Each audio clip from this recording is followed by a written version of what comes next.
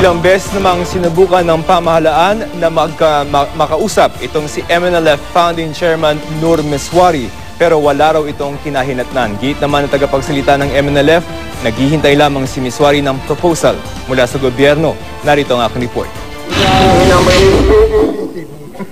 Ito ang huling beses na nakita sa publiko si Moro National Liberation Front o MNLF Founding Chairman Nur Miswari. Kuha ito noong August 12 na magdeklara ng kasarinlan si Miswari sa Sulu. Ilang linggo matapos ito nangyari ang paglusob ng puwersa ng MNLF Miswari Group sa Zamboanga City. At ngayon nga ay nasa ika-10 araw na ito. Nasaan na nga ba si Miswari ngayon? At handa pa ba siya makipag-usap sa gobyerno para matapos ang gulo? Sabi ni Presidential Peace Advisor Ging Deles, noon daw pumutok ang gulo sa Zamboanga, kinausap niya ang umano'y leader ng MNLF Miswari Group na si Javier Malik para alamin kung ano ang problema. Pero simula siya, sinabi ni Mayor Beng, malungkot siya sa nangyayari. Kami rin nalulungkot dito. Ayaw namin yung hindi nakakapasok yung mga bata, yung hindi nakakatrabaho. Ang kausapin mo, si Chair. So, si Miswari yun.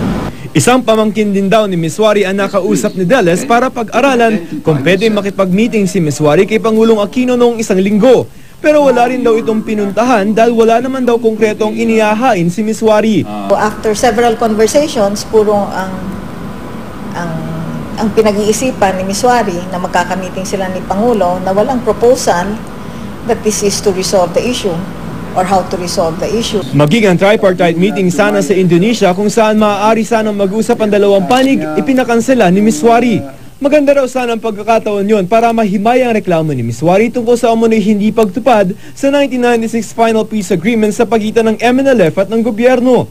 May usapan nga na mag-uusap nung Lunes, 2 days ago. At siya yung nawala? Siya ang nawala. Bukas pa ba ang gobyerno sa negosasyon kay Miswari sa kabila nito? That up to this time, if someone could say that merong konkretong proposal na nanggagaling sa kabila kung paano ba ito i-resolve ba, ay siyempre papansinin yan. Meron po ano?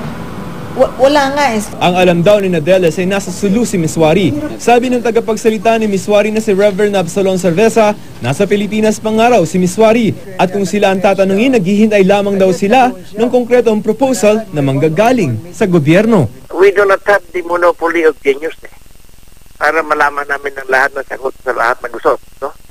So, ang amin, no surrender, no retreat, no negotiation. But we are ready to listen kung mayroon kayong mga sasabihin. Kaya ako nandito. No? That is precisely why I am here. To listen to the government, to anybody who would like to make any reasonable proposal whatsoever na maaari namin pag-usapan at maaari i-consider.